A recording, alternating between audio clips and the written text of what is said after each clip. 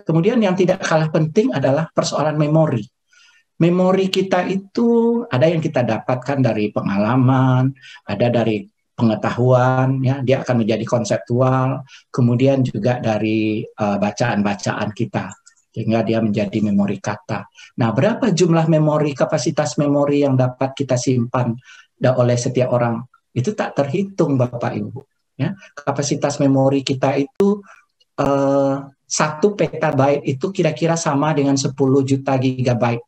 Nah, bayangkan 10 juta gigabyte itu sudah sama ukurannya dengan seluruh internet yang ada di dunia ini. Jadi ketika kita membaca semua informasi di YouTube misalnya, atau juga di Google, maka dia akan tersimpan dalam memori kita. Jadi jangan takut memperoleh informasi berlebihan, banyak-banyak, asal kita dapat menempatkan dalam berbagai memori yang sudah ada di dalam otak kita itu.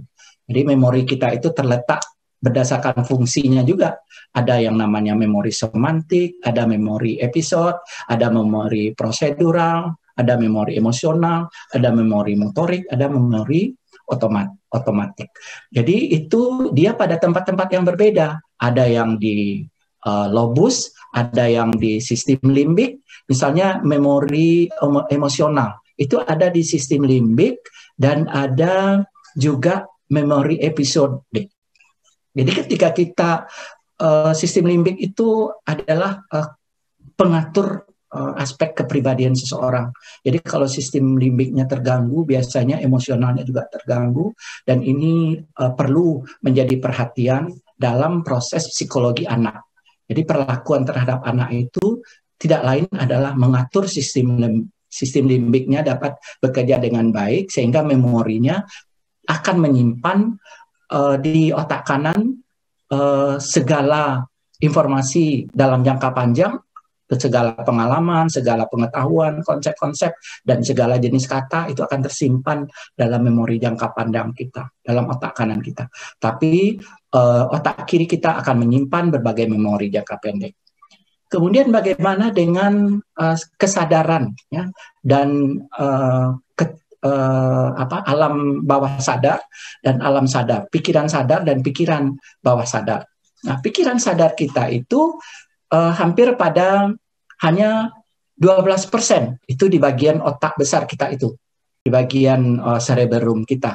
Sedangkan di bagian lainnya seperti di cerebellum, di otak kecil, di corpus callosum, itu tersimpan pikiran bawah sadar kita. Tetapi pikiran bawah sadar kita itu 80% fungsinya bekerja untuk aktivitas kita sehari-hari.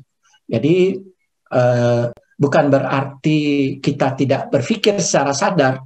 Kalau hanya 12% kesadaran kita, maka 80% kita bawah sadar. Bukan begitu maksudnya, tapi pikiran bawah sadar kita itu adalah pikiran yang dikendalikan oleh emosi, pikiran yang dikendalikan oleh korpus kolosum kita, itu terkait dengan intuisi kah, keyakinan kah, kepercayaan, itu hampir 88%. Jadi kita dalam berbahasa kadang-kadang ada keyakinan tertentu atau penguasaan terhadap kepercayaan tertentu, sehingga kita mampu saja untuk menjawab sebuah pertanyaan. Misalnya seorang anak dalam ujian, ya, dia yakin terhadap pengetahuan yang sudah dia peroleh itu dibantu oleh yang di atas, oleh Allah Subhanahu wa Ta'ala kalau yang beragama Islam, sehingga ada bagian-bagian tertentu dari otaknya memberikan informasi kepada otak besar dari otak bawah sadarnya itu.